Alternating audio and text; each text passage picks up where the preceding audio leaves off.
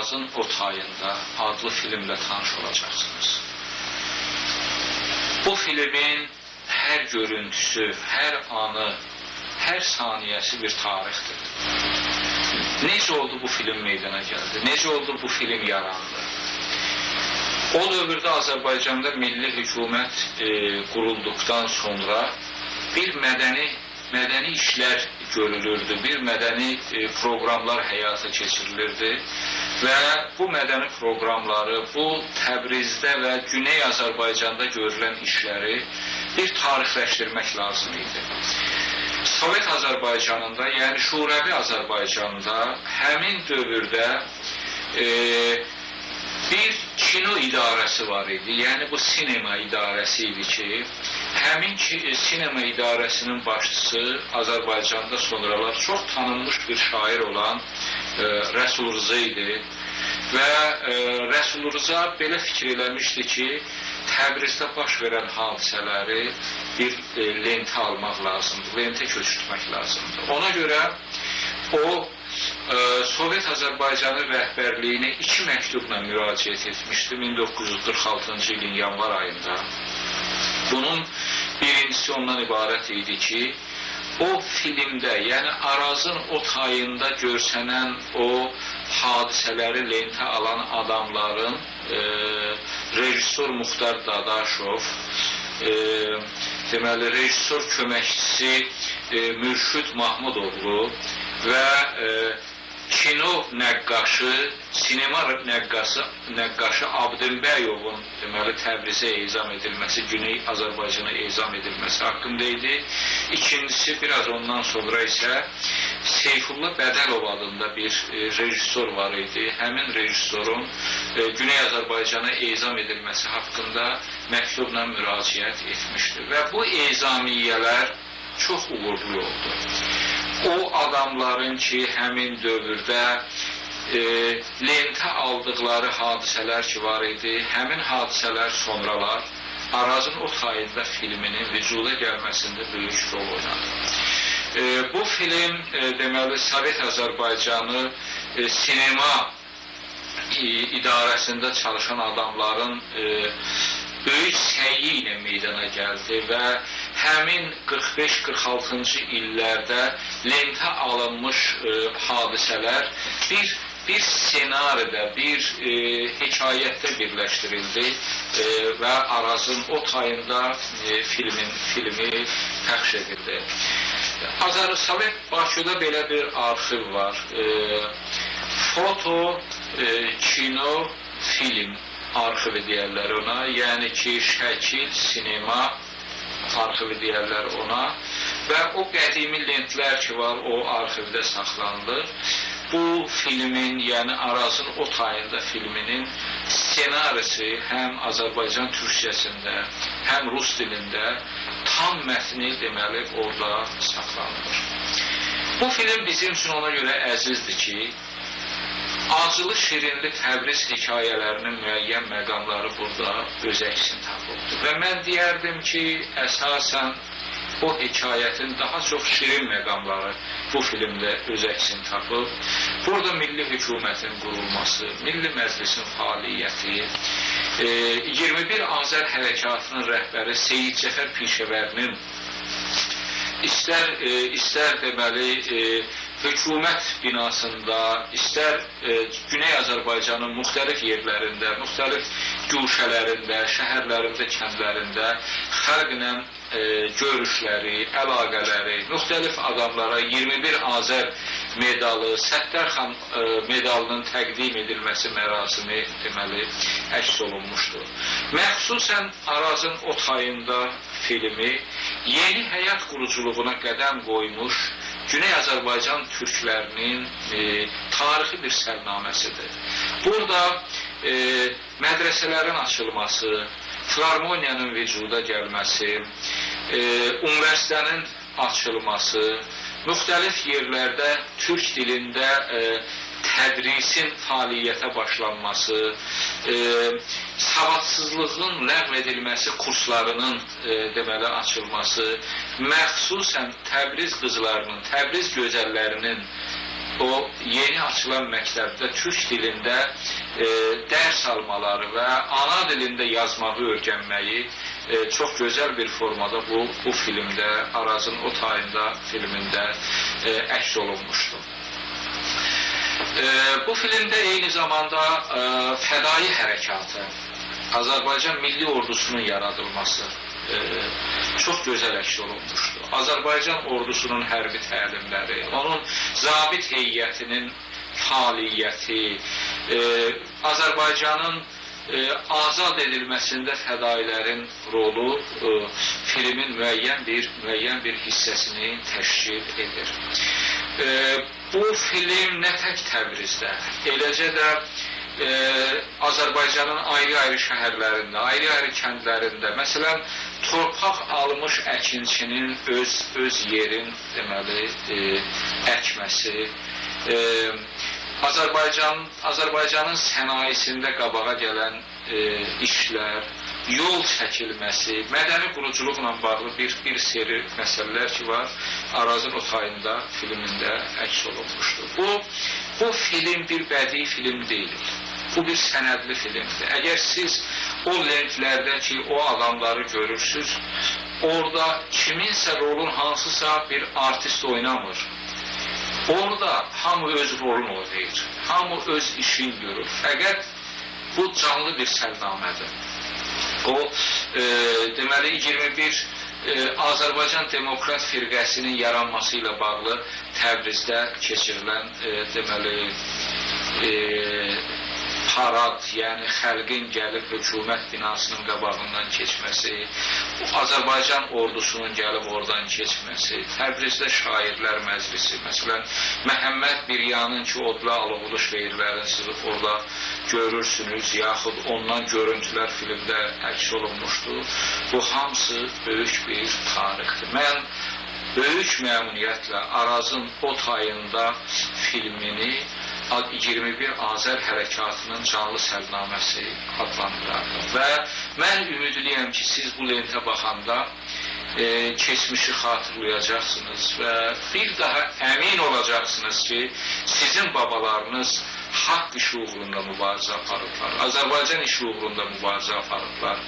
Sizin bu günləri təşlə qaldığınız Türk dili uğrunda mübarizə aparıblar ki, bu şərəfli bir mübarizə idi, şanlı bir mübarizə idi və bütün əgər biz işləri çıxsaq, elə 21 Azər hərəkatının, Seyid Cəfər Pişəvərinin qurduğu milli hökumətin Türk dili uğrunda mübarizəsi, Türk mədəniyyəti, Türk tarixi uğrunda mübarizəsi 21 Azər hərəkatının tarixi əhəmiyyətini əsaslandırmaq üçün yetərlidir. Ümid edirəm ki, bu film 21 Azər hərəkatı haqqında sizin fikirlərinizin aydın olmasında müəyyən bir rol oynayacaq. Nəinki keçmiş bir tarixi anacaqsınız, eyni zamanda keçmiş tarixə istinadan gələcəkdə nə etmək vacib olduğun bu filmə baxandan sonra yəqin ki, düşünəcəksiniz.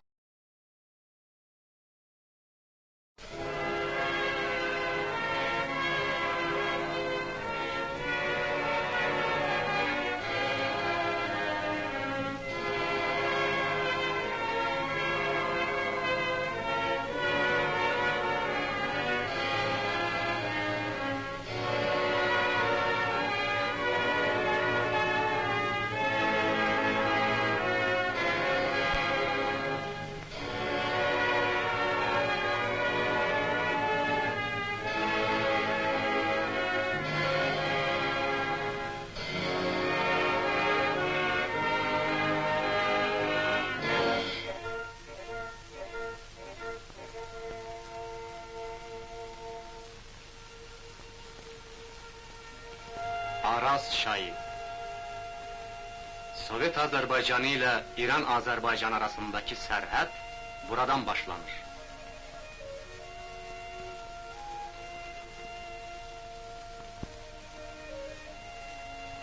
Bu qədim körpülər uzaq zamanların yadigarıdır. İndi iki sahili biri-birindən ayıran bu körpülər bir vaxt var idi ki, onları birləşdirirdi. Araz. Bu söz nə qədər əziz və kədərlidir. Hər bir xalqın bu cür sözləri vardır. Tarixin vərəqələrinə yazılmış belə sözlər ötən günlərdən xəbər verirlər. Araz, Azərbaycanı ikiyə ayıran çay, xalqın böyük bir qismini yadlar əlində qoydun. Ellər, aşıqlar səni göz yaşı deyib çağırırlar. Köşkü balaban Araza baxar, Arazın suyu gözlərdən axar. Sahilləri bir-birindən ayıran məsafə o qədər azdır ki, çayın o tayında nələr olduğunu bu tərəfdən görmək olur. Bu, Arazın o tayıdır.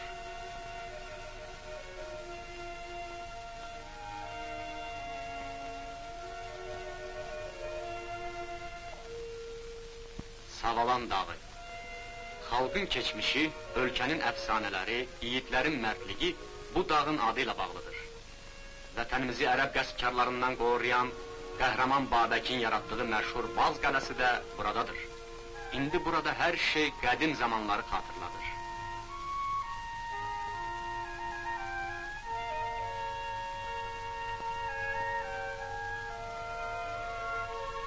İndi də köçərilərin sürüləri Savalan dağının ətəklərində otlayır.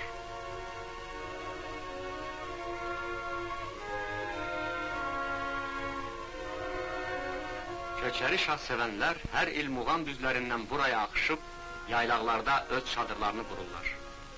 Babalardan qalma həyat tərzi, köhnə qaydalar, köhnə üsullar.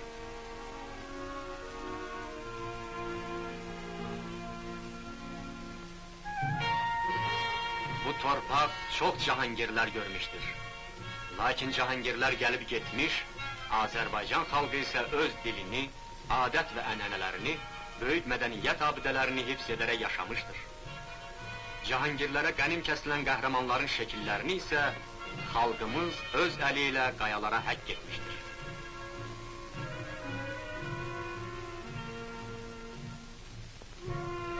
Bu qədim yollardan çoxlu karvanlar keçmişdir.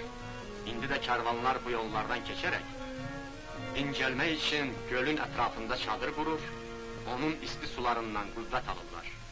Bu sular yorğun yolçuların həmişə pənahı olmuşdur.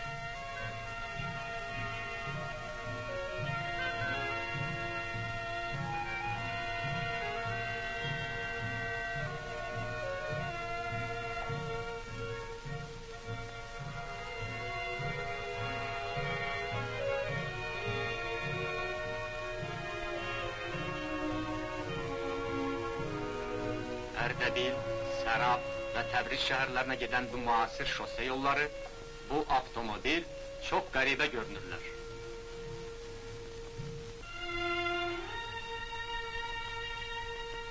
Astara çəltik zəmiləri. Burada torpağı sevən, onun üçün alın təri axıdan zəhmətkeş bir xalq yaşayır. Lakin bu torpaq onu becərənlərin və bəsləyənlərin deyildir, ərbabındır. O, bu torpaqda işləyənlər üçün amansız qaydalar və qanunlar qoymuşdur.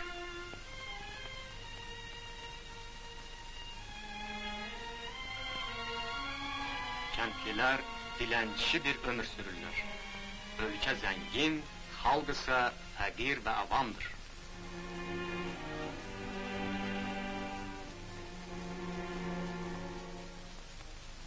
Yalnız Ərdəbildə deyil, hər tərəfdə, ölkənin hər yerində taxılı bu cür ibtidai dövrdən qalma bir üsul ilə döyürlər.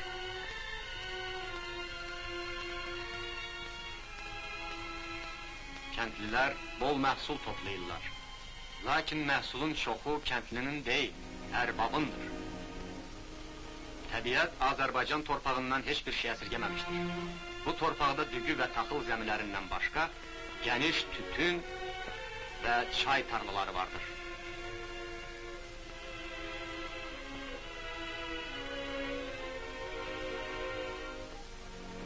Bağlarda bol meyvə yetişir.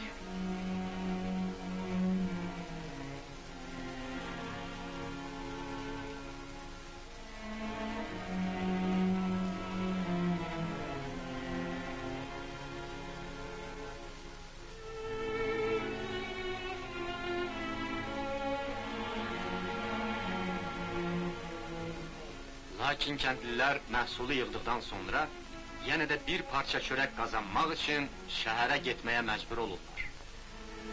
Bu kişmiş karxanalarında bütün iş əl ilə görülür. Kişmişi damlarda qızğın gündə qurudurlar. Kim işdən qovulmaq istəmirsə, dolu kisələri bu ənsiz nərdivanlarla cəld yuxarı çıxarmalıdır.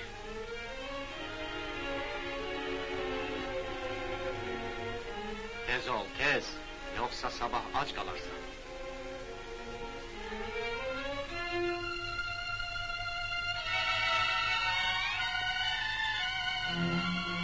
Onlar ayaq-yalın, səhərdən axşama qədər işləyirlər. Belə karxanalarda insan ən ucuz bir maşındır.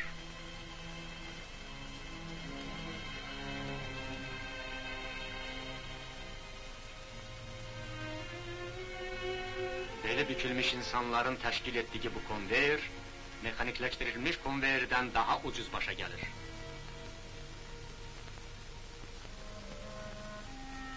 Bu karxanada işləyənlər ancaq uşaqlardır.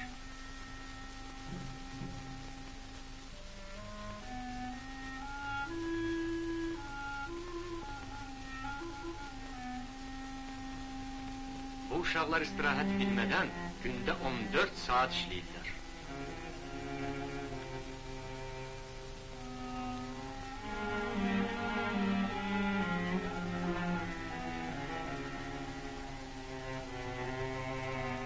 Baxın, bu balaca əllər nə qədər gərgin, yeknəsər və yorucu bir ahəng ilə işləməyə məcburdurlar. Duz mədənlərində iş daha ağırdır. Burada ayaq-yalın, duzlu su içində işləyənlər həmin Ərdəbil, Sarab və Urmu kəndliləridir.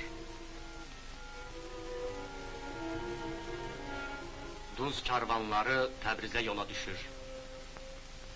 Təbriz, Azərbaycan və İranın tarixində böyük rol oynamış qədim bir şəhər. Burada varlı və dəbdəbəli həyatla yoxsul və dilənçilik həmişə birgə yaşamışdır.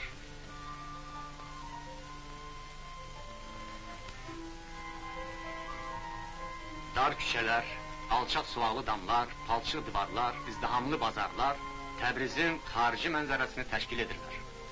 Lakin bu şəhər öz şairləri, memarları, rəssamları və musiqi ustaları ilə məşhur olmuşdur. Qədimdə şairlər Təbrizin gözəllik və əzəmətini tərənnüm etmişlər. İndi isə Təbriz ancaq bir əyalət şəhridir. Ölkənin adi şəhərlərindən biri.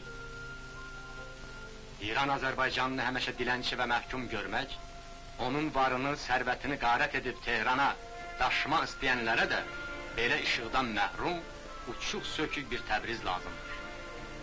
Miskin və dilənçi halına salınmış Təbrizə baxın.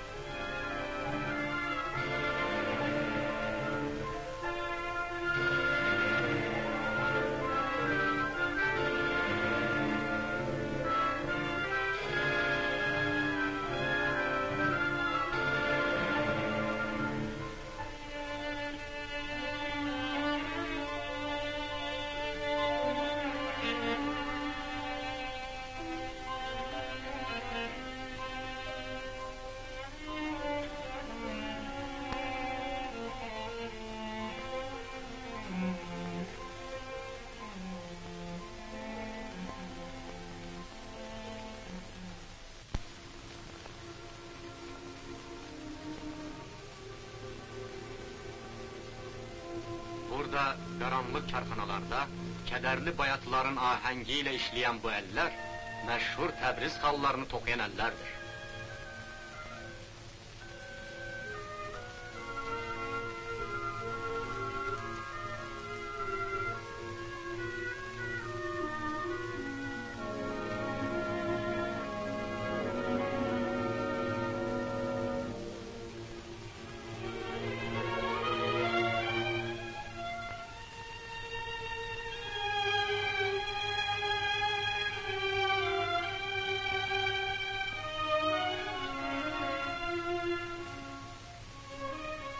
İran Azərbaycanı yalnız Təbriz xalçaları ilə məşhur deyildir.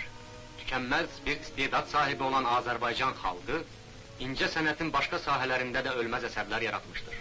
Bunlardan ən mühümmi qədim memarlıq abidələridir. Təbrizdəki Ərk qaləsi. Göylərə ucalan bu məğrur qalə, xalqımızın azadlıq və istiqlaliyyət uğrunda mübarizəsinin bir rəmzidir. 3 günbəz məbədi. Təxminən 1000 il bundan qabaq, bura atəşpərəstlərin məbədgahı idi. Lakin Azərbaycanda daha qədim abidələr vardır. Azərbaycanlılar dünyanın ən qədim xalqlarından biridir.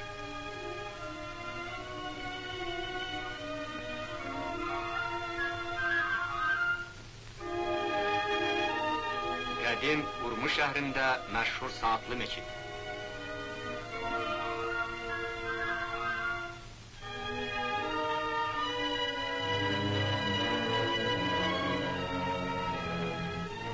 O hələ də öz gözəlliyini itirməmişdir. Onu bəzəyən naxışlar yüksək sənət nümunəsidir. Təəssüf ki, biz bu naxışların əlvan boyalarını görə bilmirik. Onlar hələ də solmamışdır. Bu abidəni tikən ustanın adı Kərbalay Nəcətdir. Urmuda başqa bir gözəl abidə də vardır, Cümə Meçid. Məscidin mehrabındakı zinət insanı heyran edir. Onun butalı naxışları son dərəcə incə və zərifdir. Sütunlar belə böyük bir ustalıqla işlənmişdir. Bu gözəl sənət əsərinin müəllifi Təbrizli nəqqaş Şərəf Şahidir.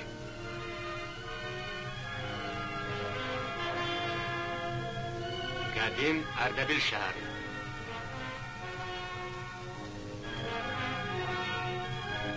Məşhur Şeyx Səfi məqbərəsi. Bu məqbərənin günbəzi üstündə Şah İsmail Xətainin qılıncları sancılmışdır. Onlar Xətayinin qazandığı qələbələrin rəmzidir. O, İran-Azərbaycan feodallarını birləşdirdi, Səfəvilər dövlətini qurdu, Türkiyə ilə müharibələr apardı, 15 yaşındaykən Azərbaycanın və İranın şahı oldu. Onun dövründə bir çox mühüm fərmanlar birinci dəfə Azərbaycan dilində yapıldı.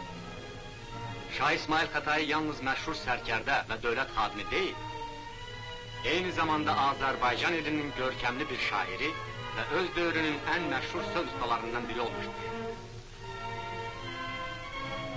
Qədim kitablara zinət verən nəqqaşın gözəl sənətinə nəzər yetirin və qiymət verin.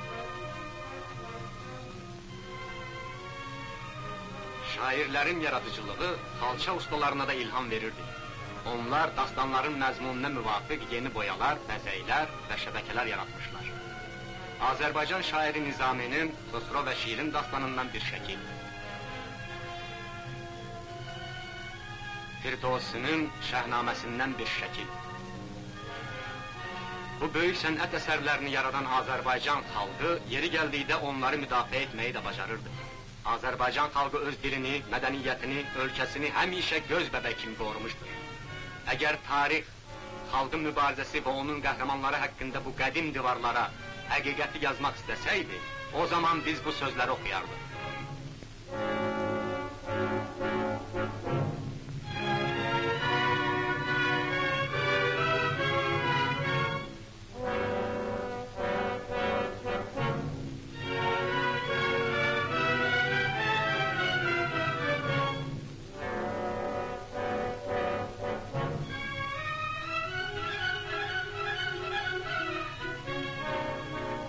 ...1905-ci il Rus inqilabı İrandakı hadisələrə təkan verdi.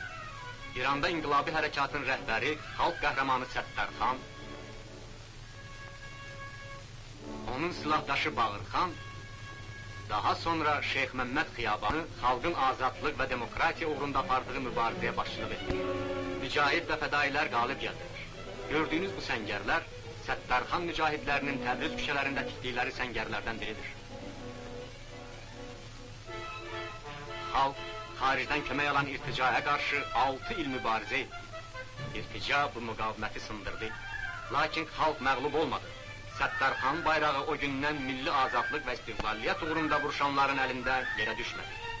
Alman faşizmi ilə qanlı vuruşmalar şiddətləndiyi günlərdə, bütün dünyada əzilən millətlər arasında azadlıq hərəkatı gücləndiyi bir zamanda bu bayraq yenidən yüksəldi. İran-Azərbaycanı xalqı yaxşı bilirdi ki, azadlıq əldə etmək üçün yeganə yol amansız mübarizə və silahlı isyan yoludur. Odur ki, bütün kəndlərdə fədai dəstələri təşkil olundu. 1945-ci ilin avqustunda ölkənin hər tərəfində miting və nümayişlər başlandı. Demokrat firqəsinin görkəmli xadimlərindən biri, Ateşin Natiq, Azad Vətən, yorulmadan kəndli yığıncaqlarında danışırdı.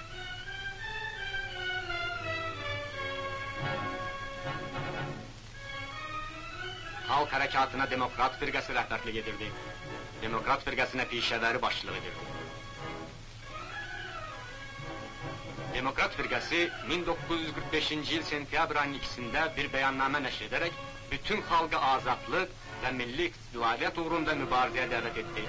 Fədailər mübarizəyə başladı. Əlimizdə vuruşmalar zamanı çəkilmiş kino sənədləri yoxdur. Lakin bu vuruşmalarda iştirak edən və öz xalqı üçün qələbə qazanan insanlar bunlardır. Xalq qəhrəmanları, unudulmaz insanlar. Məhəmməd Agahi, İran ordusu zabiti, təyyarəçi, onun simasını yadınızda saxlayın. O, mübarizənin ilk günlərində Tehrandan uçub Təbrizə gəldi və fədailərə qoşuldu. Qocaman fədailər gənclərlə yanaşı durdular. Səttarxanın silahdaşı Qulam Əli də onlarladır. İndi burada hərbi təlim keçirilir, ordu hazırlaşır. Bunlar dünənə qədər hüquqsuz yaşayan, əzilən Ərdəbil, Sərab, Urmiya kəndləridir. Onlar hərbi qaydaları hələ yaxşı mənimsəməmişlər. Bir çoxları hətta tüfəng tutmağı da yaxşı bilmirlər. Lakin tüfəng tutmağı bilməyən bu qəhrəmanlar əskərlik vəzifələrini namus və şərəflə yerinə yetirdilər. Burada da hərbi təlim gedir. Bura adı dillərə düşmüş Qulam Yahyanın qərargahıdır. Qulam Yahya, onun adı çəkiləndə düşmənin canına vəlvələ düşür. Qulam Yahya kimi bir çox yiğitlərin rəhbərliyi altında vuruşan fədailər hər yerdə qalib gəldilər. Ərdəbil ətrafında, Sərabda, Miyana tərəfdə,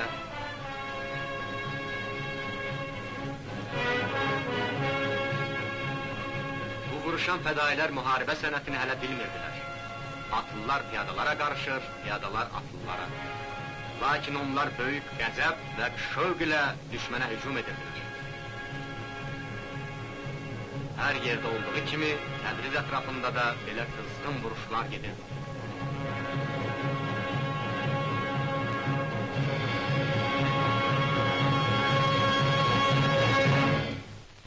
...1945-ci il dekabrın 13-də, axşam saat 8:30 dəqiqədə Tehran hökumətinin Təbriz qarnizonu təslim oldu. 3-cü İran diviziyasının komandiri General Dirəxşanı Təbriz qarnizonunun təslim şərtlərinə qol çəkdi. Hükümət dəyişdi. Yeni Azərbaycan milli hökuməti yarandı.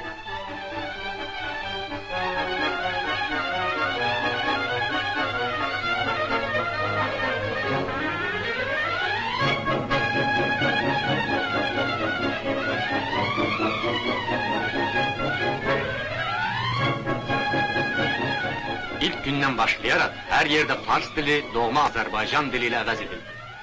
1945-ci il dekabrın 20-sində Milli Hökumətin birinci fərmanı imzalandı. Bu fərman Azərbaycanda Azərbaycan dilinin təsdiq edilməsi haqqında idi. Nəhayət xalq öz ana dilində danışmaq hüququnu qazandı.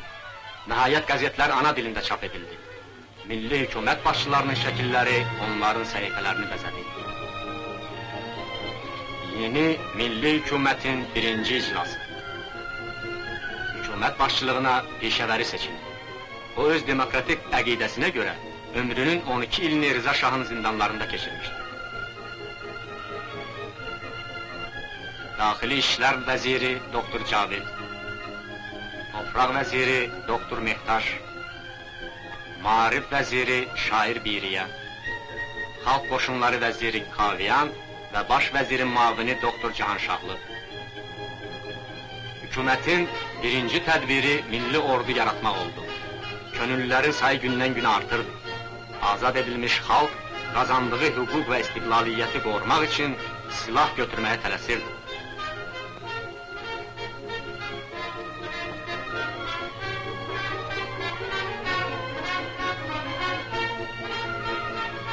Buraya axışıb gələnlər, son vuruşmalarda silah almaq hüququnu qazanmış döyüşçülərdir. Onlar üçün bu silah müqəddəs və əzizdir. İrtica bu silahlardan xalq ilə mübarizədə istifadə etmək istəyirdi. İndi isə bu silahlar azadlığı, demokratiyanı və doğma torpağı qoruyan adamların əlindədir.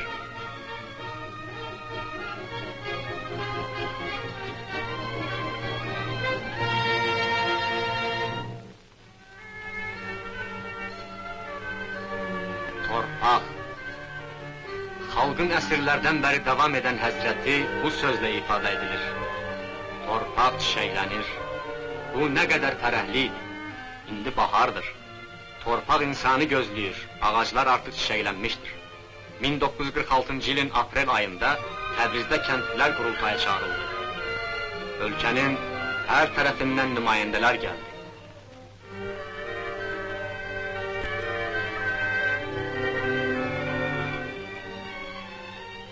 Dişəvəri qurultayda belə dedi.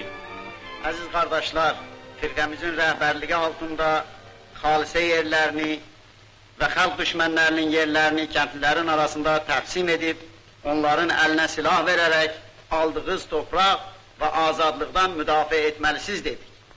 İndi sizin boynunuzda böyük vəzifə durur. O aldığınız torpaqları saxlamaq və aldığınız azadlıqdan müdafiə etmək. İndi bütün İran kəndliləri, Azərbaycan kəndlilərinin aldığı torpaqdan ilham alıb, ayağa qalxmış, təkən yemişdir. Mürtəceylər bu hərəkətdən qəzəblənib və o azadlığı boğmaq istəyirlər. İranda böyük mübarizə başlanmışdır. Azərbaycan kəndlisi bu mübarizənin pişahəngi olub, qabaqda gedəni olacaqdır. Yaşasın Azərbaycan kəndlisinin azadlıq yolunda apardığı mübarizəsi.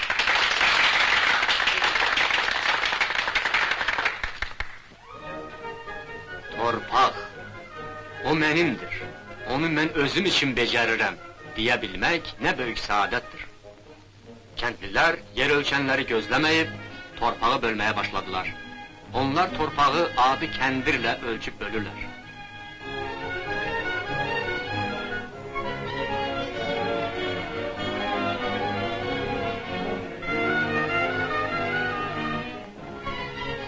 Hüş qataraq, hər kəsə öz payını verirlər.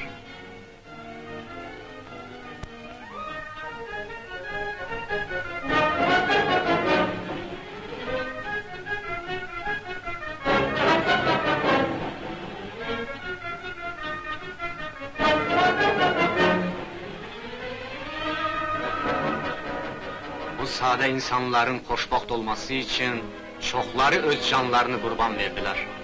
Onlar bugün doğrudan da xoşbəxtdırlar.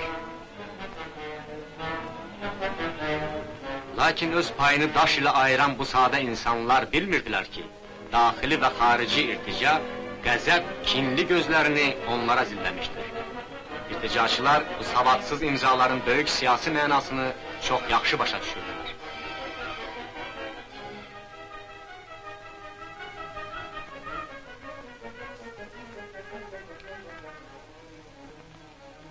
Öz torpağım, bu söz nə qədər əziz və doğmadır. Hətta qocalar belə papaqlarını cavanlar kimi qoyaraq həvəslə işləyirlər. Bu fərəhli günlər bütün kəndlilərin bayramı idi.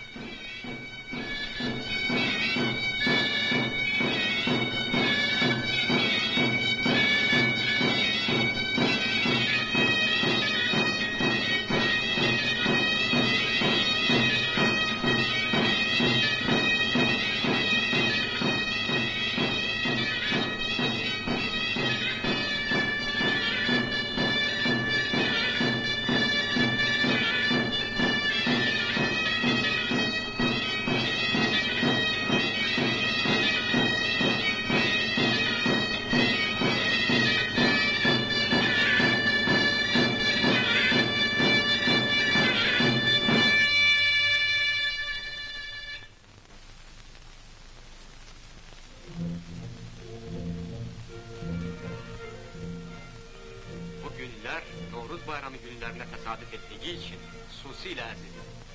Hər il mart ayının 22-si bayram edilir, bahar bayramı. Lakin əsrlər boyu birinci dəfədir ki, xalq öz vətəninin yeni həyata girdiyini bayram edir.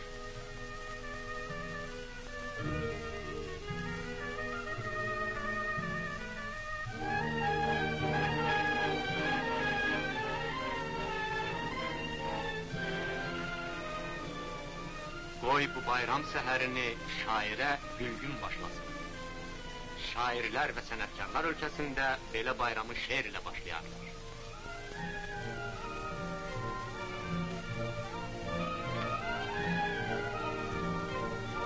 Qoy Aşıq Hüseyin öz gözəl qoşmalarını oxusun.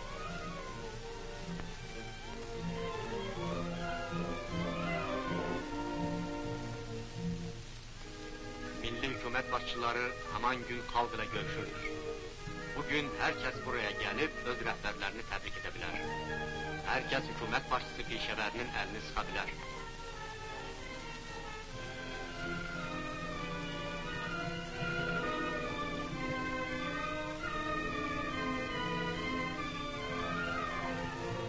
Süfrə açıqdır. Bayram süfrəsi. Hamı bu süfrənin qonağıdır. Bu el adətidir.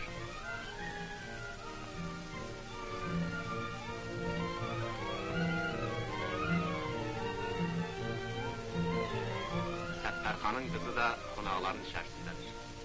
Şair Biriyə öz şeirini oxuyur. Ben deyirəm yurdumuza kəc baxanlar yok olsun, böhtan deyib adımıza şər yaxanlar yok olsun, xalqimizin igidliyi düşsün dildən dillərə, əməlləri yadigar tək qalsın ildən illərə. Ben deyirəm Azərbaycan qəhrəmanlar yurdudur, şücaətli Səttarxanlar, Ağırxanlar yurdudur, böyük Qacar şahlarını yola salmış bu diyar, onun her bir qarşında əcdadımın haqqı var.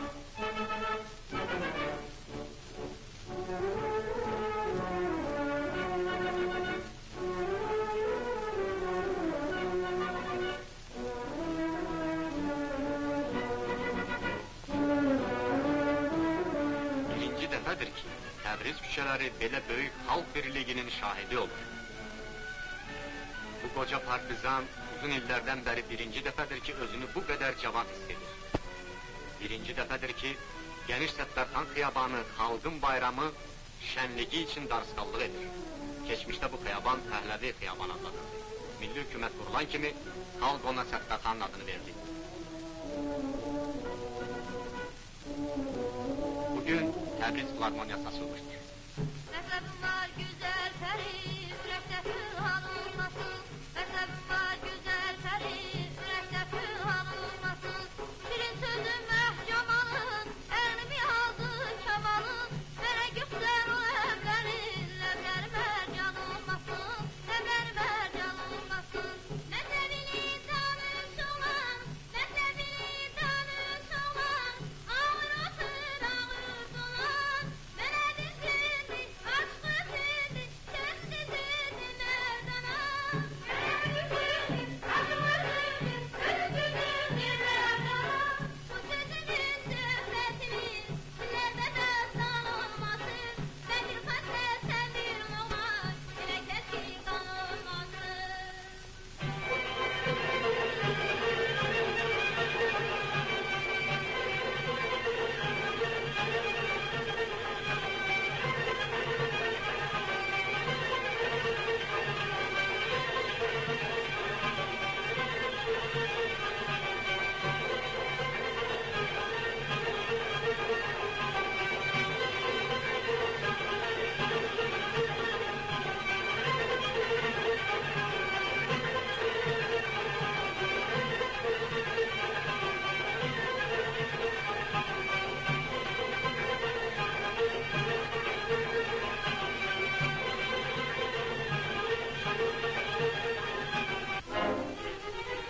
Xalq azadlığı şərəfinə 21 Azər medalı təsis edildi.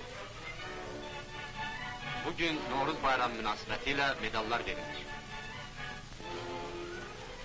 Birinci medal pişəvəriyə təqdim olunur. Bu adam xalqını çətinlik və məhrumiyyətlərdən keçirərək bu əziz günə gətirib çıxarmışdır. Həmin gün bir çoxları təltif edildi. Torpaq vəziri Doktor Mehtar, prokuror Firidun İbrahimi, Çeşmazər, Cahan Şahlı, şəbisləri və cavid. Qızıl Ordu 1946-cı ilin baharında İran torpaqlarını tərk etdi. Qızıl Ordu İrana müharibə zamanı müttəfiq qoşunları ilə birlikdə daxil olmuş, qonşu İranın sərhədlərini təcavüzdən qorumuşdur. Azərbaycanlıların el adətidir. Dostunu yola salarkən üzünə gün doğsun deyər. Düşmənin dalınca qara daş atar.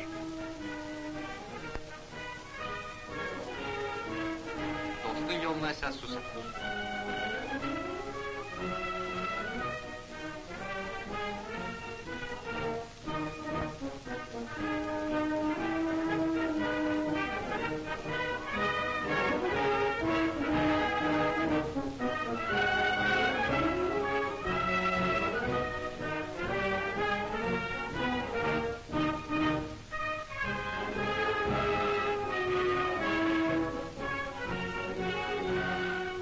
Azərbaycanı xalqı, bəşəriyyəti faşizm bəlasından xilas edən Qızıl Ordunu ən səmimi bir dost, ən mehriban bir qonaq kimi yola salırdı. Adi iş günləri başladı.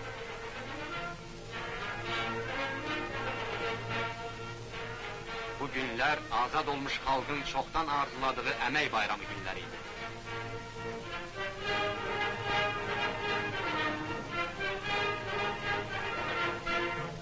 Hər kəs öz tədrizini gözəl, abad görmək arzusuyla çalışırdı.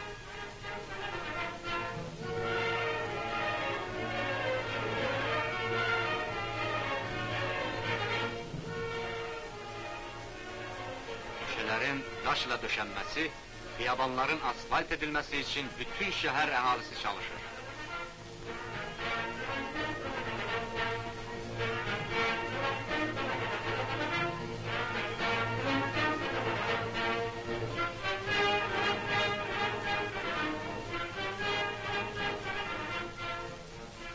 Qısa bir müddət içərisində daş xiyabanlar asfalt ilə örtüldü.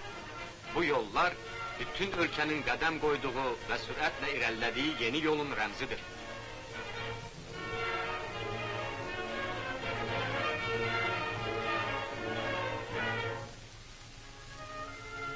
Aşıqlar İran-Azərbaycanı şəhərlərində yanmağa başlayan elektrik işığına söz qoşurdular.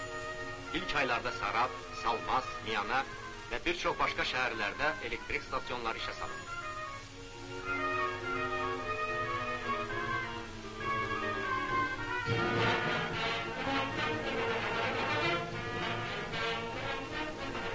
Təşminə mağut fabrikası işləmirdi. Təbrizdən qaçan sahibkarlar onu dağıtmışdılar. Onu işə salmaq üçün aylar lazımdır. Ölkədə isə şaxtalı qış günləri başlamışdı. Ordunu geyindirmək lazımdır. Azad əməyin gözəl qanunu vardır. Bir neçə ayda görüləcək işi bir həftədə və bir neçə gündə də görmək olar. 8 saat ərzində dəzgahlar işə salındı. Ordu mahud almağa başladı.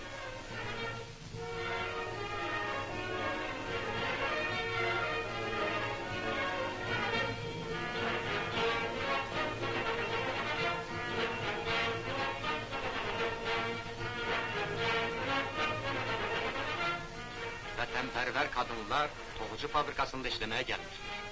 Bunların bəziləri hələ çadıralarını atmamışlar.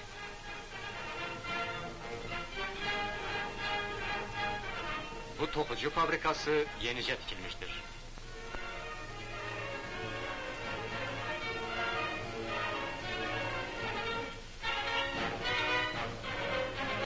Bu il içərisində baş verən bütün hadisələr, görülən bütün işlər xalqın həyatında tam bir yenilik idi. Bunların 8 ay içərisində edildiyini düşünərkən insan inanmaq istəmir. Yeni xəstəxanalar açılmışdı. İlk dəfə idi ki, xəstəxana xalq nümayəndələrini, bu sadə insanları qəbul edir və onlara şəfqət göstərirdi. İlk növbədə yaralı döyüşçülərə, qəhrəman fədailərə xidmət edilir. Azərbaycanlı qadın öz ana dilində təhsil almaq üçün ilk dəfədir ki, məktəbə gəlmişdir. Keçmişdə o, bunu ağlına belə gətirə bilməzdi. Ana dilində yazmaq, oxumaq, bu xalqın arzusu idi.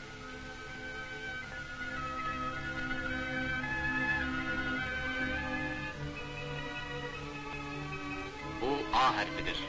Əlifbanın ilk hərfi. Xalqın ən əziz, ən qiymətli hesab etdiyi 3 gözəl söz bu hərflə başlayır. azadlıq, ana, Azərbaycan.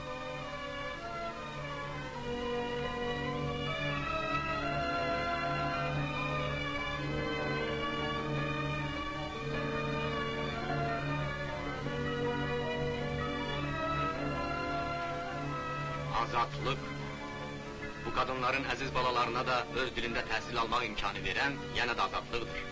Hələ bu yaxınlara dək Azərbaycanlı uşaqlar məktəbdə ana dilində danışdıqları üçün cəzalanırdılar. Bugün isə onlar ana dilində şair Biriyanın şeirini yazırlar.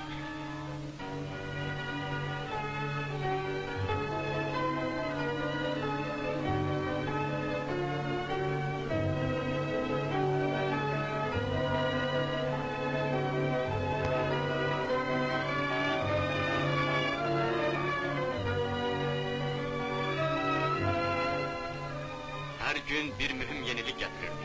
1946-cı il iyun ayının 12-sində Təbrizdə birinci darıxılın açıldı. Birinci rektor burada ilk tələbələri ilə görüşdü.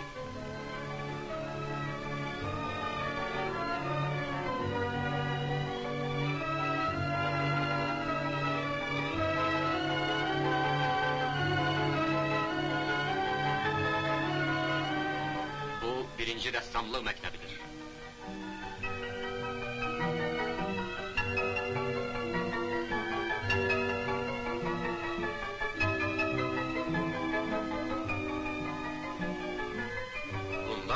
İran-Azərbaycanı yazıçılarının ilk dəfə Azərbaycan dilində çap edilmiş əsərləri və dərs kitablarıdır. İran-Azərbaycanında Şairlər Meclisi, Sədr Əbülqasım Kamili. O, meclisdəki şairlərlə birlikdə gənc və istedadlı şair Azəroğlunun şeirini dinləyir.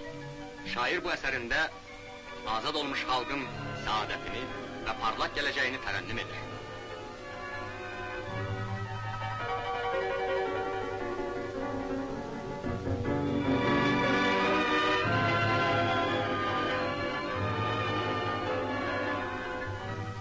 Cənubi Azərbaycan şairləri böyük dəqiqlik və yaradıcılıq ili haqqında hələ çox şeirlər yazacaq, çox mahnılar qoşacaqdır. Bu böyük ümidlər və arzular ili gəncliyə çox şey vəd etmişdir.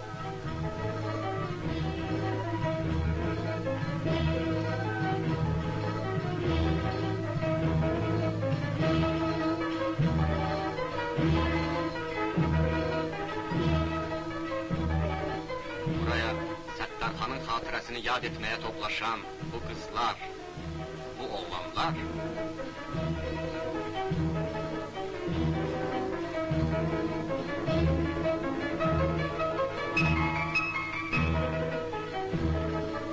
və gülən, sevinən, azad gənclik haqqında hələ çox mahnılar, çox dastanlar yaranacaqdır.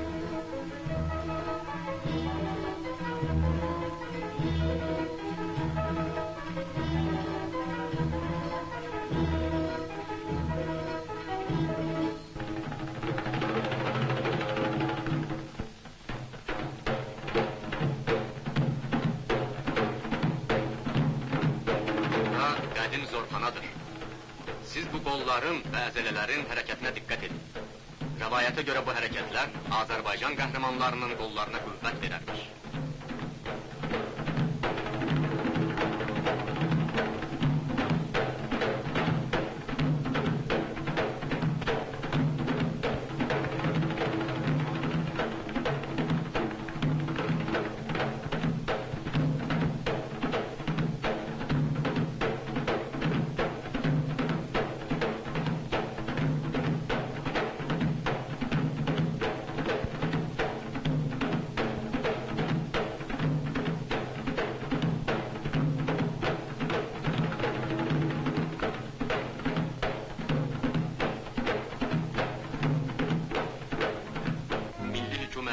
və Demokrat firqəsinin böyük müvəffəqiyyətləri İranın başqa xalqlarının da ürəklərində azadlıq arzularını alovlandırdı. 1946-cı ildə dost Kürt xalqının nümayəndələri Təbrizə gəldilər. Kürdistanın böyük demokrat xadimi Qazi Məmməd nümayəndələrə rəhbərlik edirdi.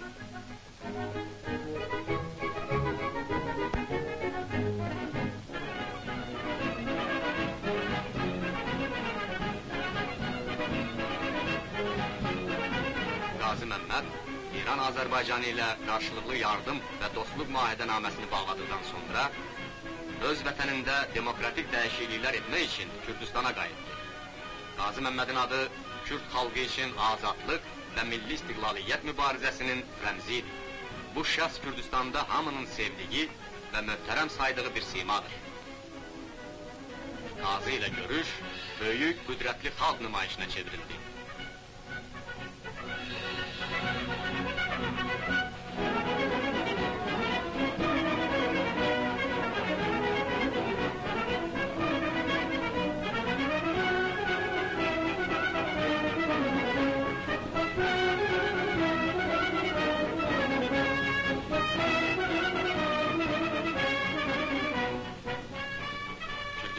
Hərbi qüvvə komandiri General Məmməd Hüseyn xan.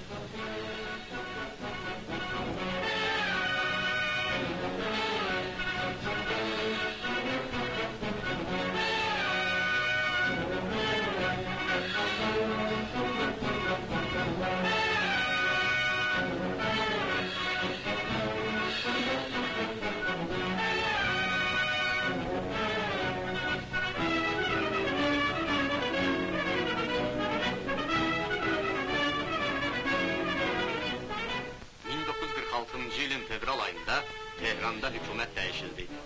İran Azərbaycanı hükümətinin tələbini görə Mərkəzi İran hüküməti danışığa girməyə və İran Azərbaycanında həyata keçirilmiş milli demokratik islahatı təsdiq etməyə məcbur oldu.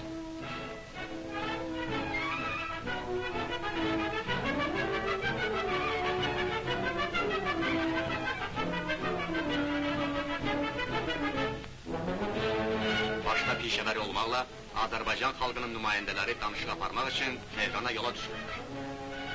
Təbriz təyyarə meydanı əhali ilə dolu idi.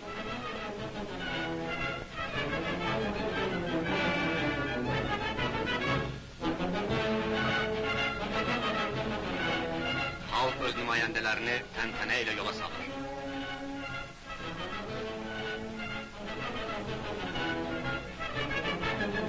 Lakin hamı bir qədər nigaranıdır. Görəsən yeni İran hükümətinə inanmaq olarmı? Bu vaxta qədər Azərbaycana düşmən olan Tehran, görəsən nümayəndələrlə necə rəftar edəcəkdir? Xalq çox nigaranıdır. Çünki başda pişəvər olmaqla ölkənin ən yaxşı adamları Tehrana gedir. Belə dəqiqələr olur ki, xalq öz nümayəndələrinə, öz milli hükümətinə olan yaxınlığını daha dərindən hiss edir. Belə dəqiqələr olur ki, adi sözlər müqəddəs bir and kimi səslənir. Pişəvərinin xalqdan ayrılarkən söylədiyi sözlər məhz belə sözlərdir. O, xalqın qazandığı istiqlaliyyət və azadlığı qorumaq üçün əlindən gələni əsirgəməyəcəyini söz verir.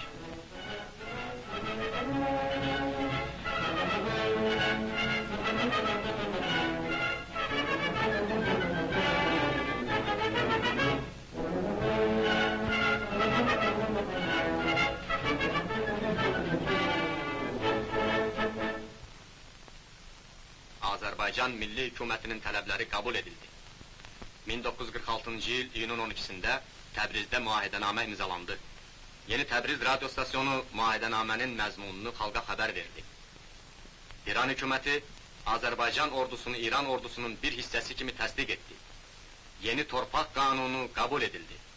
Azərbaycana öz milli gəlirinin 3/4-ünü ölkənin ehtiyaclarına sərf etmək üçün ixtiyar verilir.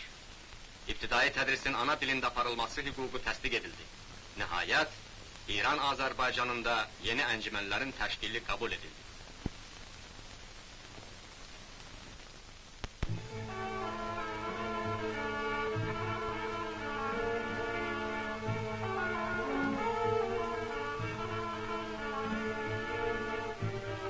Xalq illər uzunu əyalət valisini belə sadə və səmimi görməyi arzulayırdı. O arzulayırdı ki, əyalət valisi xalqa xoş sifət göstərsin. Onun dərdini dinləsin, çarə etsin. Azərbaycan valisi Doktor Cavid kəndlilərə qonaq gəlmişdir. Onunla hər barədə danışmaq olar. Hər kəs öz ürək sözünü, illərdən bəri qubarlanıb qalan dərdini ona açıqlaya bilər.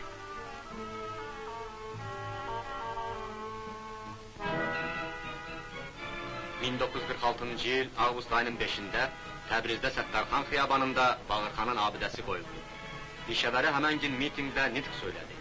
O bugün hükümət başçısı kimi deyil, Azərbaycan Demokrat Firqəsinin rəhbəri kimi danışırdı. Çünki müahidenaməyə görə Azərbaycan hökumətinin ixtiyarı valiyə verilmişdir. Pişəvəri öz ateşin nitqində xalqı sayılığa dəvət edirdi. O deyirdi ki, irtica baş qaldırır, azadlığı təhdid edir. İran hökuməti ilə bağlanmış müahidenamədən çox keçməmişdir. Lakin pişəvərinin sözlərində həyəcan və xəbərdarlıq hiss olunur.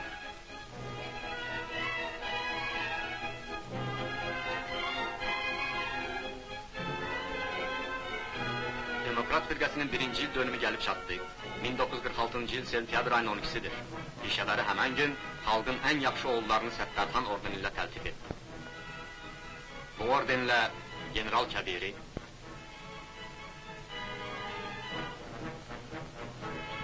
şair biriyə,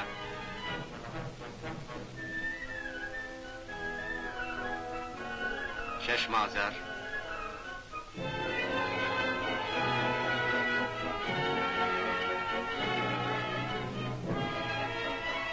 Cahanşahlı,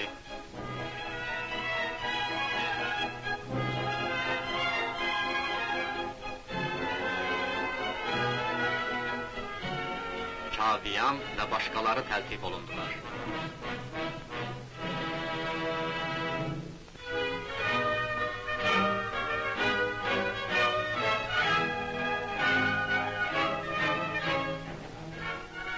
Firqənin il dönümü böyük xalq bayramına çevrildi. Küçəyə çıxan yalnız Təbrizlilər deyildir. Bayramda iştirak etmək üçün ölkənin hər tərəfindən gəlmiş qonaqlar da vardı.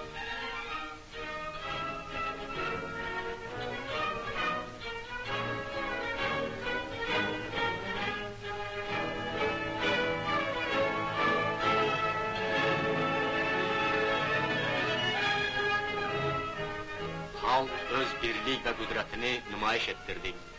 Könüllülər dəstəsindən nizami orduya çevrilmiş xalq qoşunları öz qüdrətini nümayiş etdirir. Sözlərdə, mahnılarda, şuar və təbriklərdə partiya məhəbbət və sədaqət izhar olunurdu. İnsana elə gəlirdi ki, artıq heç bir şey xalqı təhdid edə bilməyəcək. Heç bir şey işıqlı gələcək arzusunu və bu sevinci poza bilməyəcəkdir. Lakin irtica artıq hücuma hazırlaşırdı. Səttarxanın bayrağı yenə də təhlükədə idi.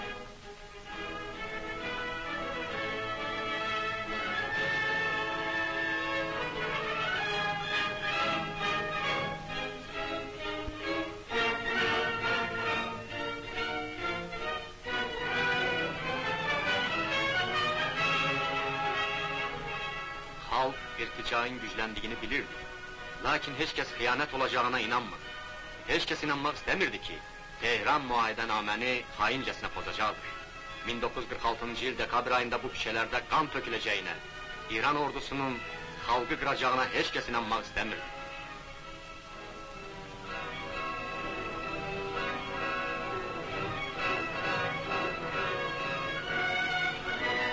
İndi Təbriz küçələrində şənlikdir. Azad xalqın himni təntənə ilə səslənir.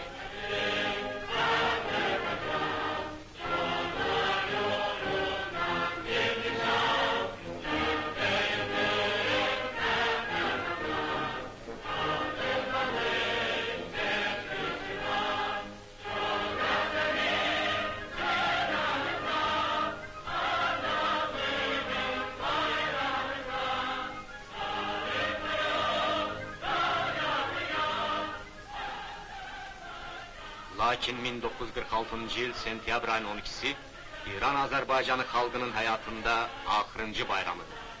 Qara irtica günləri başladı, müahidənamə pozuldu, xalqa divan tutuldu, xiyanət və fitnəkarlıq ölkəyə qədəm qoydu. Təbrizin simasını yenə də kədər və qəm buludları bürüdü. Zindanlar yenə də doldu, məhbusların ağızarı ölkəni bürüdü. Yenə də İran və Azərbaycan xalqlarının səadəti üçün çarpışan qəhrəmanlar zindanlara atıldı. Məclisin sədri şəbisləri və əyalət valisi Doktor Cavid həbsə salındılar.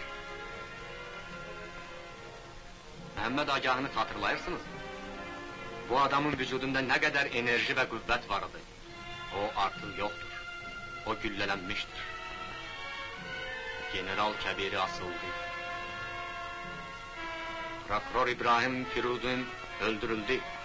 O ölümü kahramanlıkla kabul etti. Düşmanlar onu astılar. Möhterem ve fəziliyyət sahibi Qazi Məmməd artık yoktur. O zamin götürüldü ve dara çekildi. Kürdistan koşunlarının başçısı General Mehmet Hüseyin Xan məhv edildi. Onu da astılar. Ateşin natık ve güzel insan Azad Vətən de asıldı. Ve birçok başkaları da asıldı, öldürüldü, məhv edildi. Xəyanət ve fitne alemi bürüyür, halkın yurduna, yuvasına od vurulup yandırılır. Her yerde ölüm, her yerde kan.